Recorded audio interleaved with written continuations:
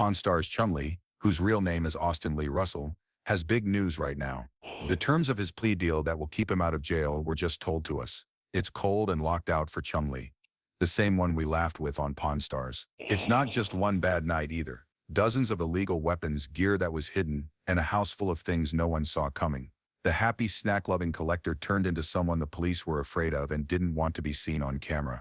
Watch this video because what the police found behind his couch next to the kids' toys will shock you. Snacks, smiles, and a life sentence. Living in Henderson, Nevada, Chumlee was born Austin Lee Russell and grown up there. He got the name early on. It stuck that someone said he looked like a movie walrus. As kids, he and Corey Harrison became best friends. The pawn shop has been open since 1989, when Corey's dad and grandpa opened it. Now that it's 21 years old, Chumlee works there full-time. After a few years, the cameras came out, and that shop turned into one of the biggest reality shows on television. But what happened next would change his life forever. By 2010, Chumlee had started his own brand. He sold clothes, stickers, and bobbleheads with his face on them. Fans loved it. He made bank. Rick Harrison even bought into the business. That year alone, Chumlee pulled in more than $160,000 from sales. People lined up to meet him. Kids wanted pictures. Adults laughed along with his goofy acts. So you learn something. You say you get more out of a book. Rick, you like to binge fight. I don't like to binge fight. You guys turn it into fights. Not at all, you like to fight a lot. Certainly. His friends thought he was safe and thought he was funny. He liked snacks and old gear, but not everything was as nice behind the scenes. Everything went crazy in 2016. The police didn't come to his house to sign autographs. They were looking into a very important claim. They were shocked by what they found during the search. Police found a lot of illegal items in that house, including powder residue that pointed to something worse. Then there were the weapons, dozens of them. Some were full and some didn't have any papers. Some were just against the law to own. There were more than a dozen long guns and handguns on the police report. A number of those had been changed. Some of them were hidden in odd places, like drawers and behind furniture. They also found bags, scales, and other strange tools with the guns. Not the kind you use to buy gold coins. In this case, it looked more like someone had gone way too far. He was caught. That's true for both the drugs and the guns. It was both. The fees added up. There are almost 20 major charges, and each one has weight. Not allowed to have a gun. Planned to distribute. Storage rules broken. Chumlee could go to jail for 2 to 5 years if he breaks the deal. In March, cops searched his home and found 12 guns, marijuana, and meth. He was then arrested. Get help, give up the guns, and after 3 years your record will be clear. That was the deal. It looked like a second chance, but it didn't work out. The rumors never stopped. Talk turned into news stories. He was seen with the wrong groups of people. Some people said he was doing inappropriate things. Some people told him he couldn't break old habits. Some people told him he couldn't break old habits. There wasn't much time before the police showed up again. This time it wasn't a surprise visit. They were all set. They had fresh news. There was proof that he didn't follow the rules, that he didn't do what the court ordered, and that he wasn't just hiding candy pieces. It wasn't just one mistake. It felt like I was always making the same bad decisions. The court gave a much harsher term, because the old charges were still open and the new ones were added on top of them. There is no room for error or third chance in life. It's just bars and a number, and you don't run away from it. His star rose to the top when Pawn Stars was at its best. A lot of fans came into the store just to see him. He laughed, smiled, and posed. He had charm, but it wasn't enough to save him now. No one laughed in court. Important. Fees, proof, and steps not taken. All of this led to a sentence that shocked even the toughest critics. He did more than just eat and wear t-shirts when he was outside the pawn shop. Chumlee had grown to include treasures. He went out on the street and sold Chumlee's candy. It is right next to the pawn shop. A lot of people loved it. There are shelves full of old-school snacks, colorful drinks, and signed items. He even stopped by to meet friends, take pictures, and talk about his life. He talked about running more than one store and starting other businesses at one time. In 2021, he showed that he had lost a lot of weight. He lost over 150 pounds. He changed the way he ate. He stopped eating red meat and bad food. And he worked out almost every day. He even wrote about his health journey online. Pictures of Chumlee showed that she had lost weight and was happy about it. There wasn't much I knew about this place when I started working the night shift. Also, like most 18-year-olds, I thought I knew everything. It must have spread quickly because I bought 6 fake Rolexes. His goal wasn't just to lose weight though. He tried to lose weight and work out before the surgery. It worked for a while, but the weight came back. His choice was to have surgery, which was a full gastric bypass. He said it kept him busy and made him feel better about himself. People cheered. Social media were happy. In real life though, things were going wrong in other parts of his life. The real trouble was going on behind closed doors, even though everyone was smiling. People knew something was wrong when he stopped using social media. There were no more updates to his candy store account. The posts on his personal pages stopped. The same person who used to share Pokemon finds and old toys was no longer around. Then the news came out with all the charges and other information that changed the picture. One that wasn't shown on TV. People began to watch old shows again to try to figure out what happened and see signs they had missed. Some said it was the way he looked. Some people said he seemed off in later seasons. The truth, there was a lot of confusion. People who didn't know that happy-go-lucky guy had a darker side. The judge and the police saw it. Now everyone can see it too. He was famous, rich, and had a lot of friends. He met famous comic book artists, went to events, made his own video game in a retro style, and sold shirts with his name on them. At some point though, that wasn't enough. As the attention faded, the choices got worse. Chumlee is no longer just a TV memory. He's now a news story. One that always gets darker when it's changed. Right now things are going from calm to crazy. When people sell something, man, get ready. When someone walks into a pawn shop, do you think they're going to leave a millionaire? Welcome to the beautiful mess we call sellers, who are ludicrously angry. First up is the guy who has a box full of plastic candy heads and Pez machines. There is no candy in the box, just the clicky heads. He thought he had found the holy grail of sugar-free memories. There was a friendly ghost in a box, Batman with a frown, and Mickey Mouse who hadn't smiled in decades. Put a $5,000 price tag on the whole set as if he were moving old scroll. Thought those little doll heads were worth a lot of money. Got an offer of $1,000. The man looked like his spirit had left his body. It was called an insult. Says it's a shame for the Pez group. It's like there's a Senate somewhere made up of people who gather plastic. 50 pieces. No candy, only anger. The man with the metal statue then showed up. Big horse with wings. The buff myth guy on top, stretching and naked, rides it like a beast from a comic book. We named it Pegasus. It was said to have been made in 1888. Said it came from a French artist who made old fancy figures. Was ready to go with Emile Picard as the name. Really proud of that. They said it was worth $6,000, but it could go for as little as $5,500. When I turned it over, it said made in the United States right on the back. It also said that the collection was named Francis and had English letters. That should have been enough to give them away. It looked fine at first, but then the pits, cracks and the truth showed up. That was most likely cast in the 1950s, or even later. Not interested in hearing it. Said the store was not telling the truth. Say the team had no idea what to do. He said that his eyes could tell the truth. His eyes, not the name or the proof, just his eyes, looked like someone hit his dreams with a hammer. The manager for Madonna. Little thick book full of marks, stars, notes, names and numbers.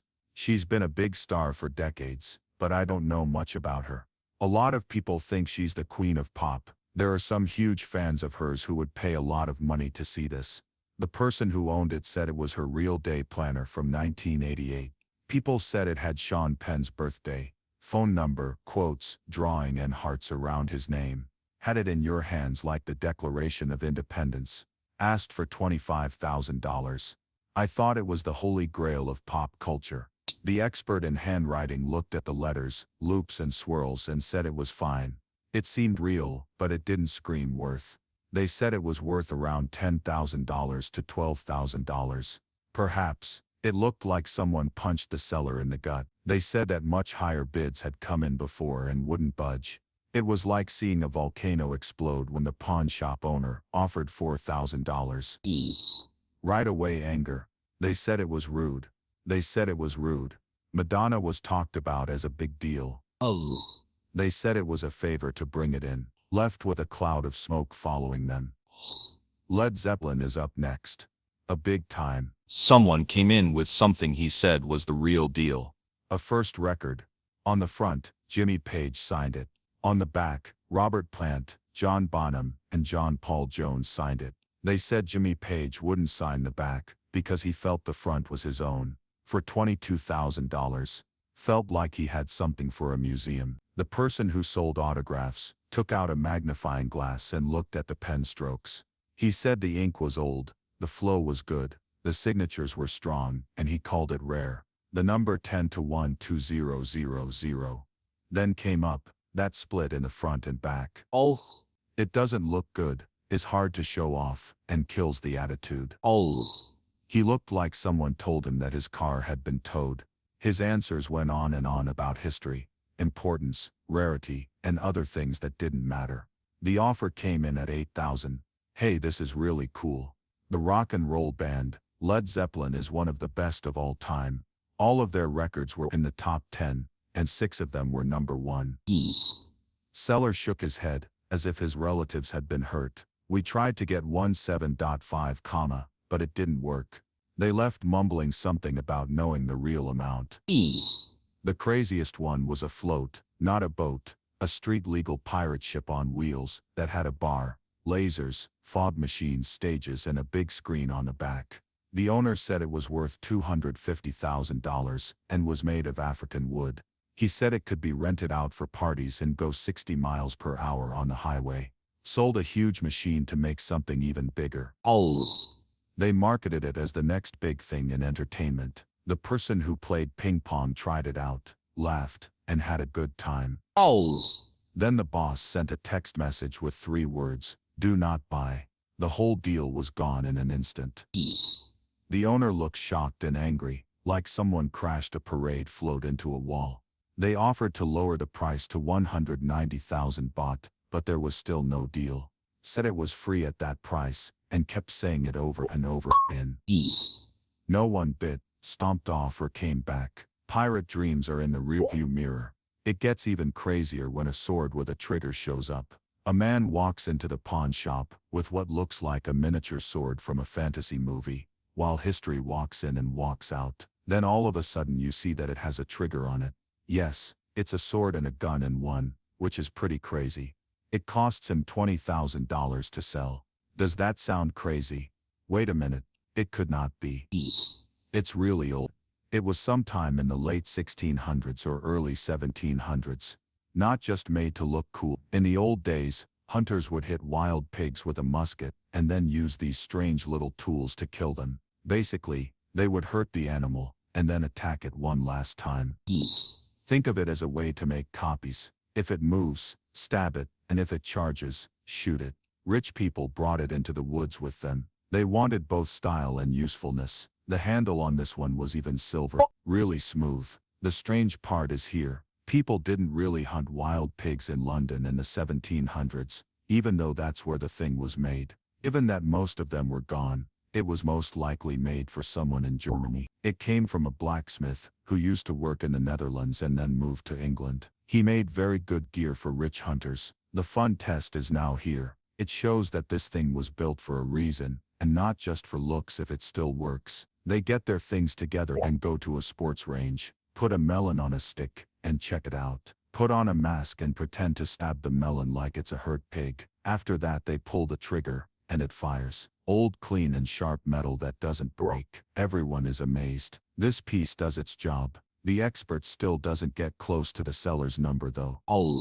He says it could sell for $12,000. It's still a lot of money. He walks away and shakes his head. He could try his luck somewhere else. The next person to come in has a bunch of old field passes. They are not written tickets or copies of stubs. These are shiny American League passes that look like they were made by the league. They go back to the 1920s, used to go to baseball games and play on the pitch. Fans didn't just pick it up.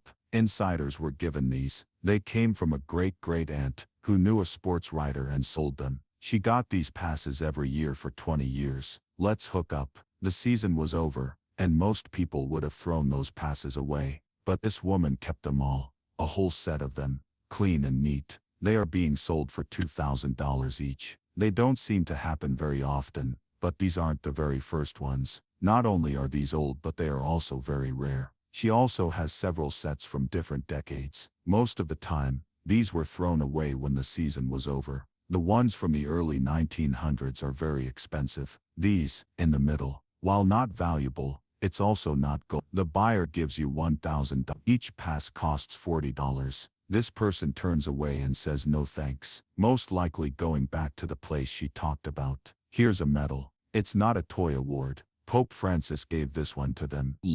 Yes, the Pope did give it to someone. There are two adults and a child on one side. It says Pope Francis on the other side. The story goes that this guy's dad was a photographer in and took pictures in Japan after the bombs went off. After many years, the Pope saw those pictures and gave the son a medal to honor him. The story behind that is heavy, but it's not great in terms of cash. You can find medals like these online for $40 to $75. A lot of them, not special, just souvenirs made in large quantities. There is no exchange of money. As the shop moves on, it's likely best that the seller keeps it. The sparkle comes next. A real tiara, not one made of plastic or from a makeup shop, is brought in by someone. There are so many diamonds in this one. There are 220 stones stuck in an old school scene. Ida McKinley used to own the piece. He was married to her. Her name was William McKinley. Her husband was known for being very protective of her, and would fire anyone who said bad things about her.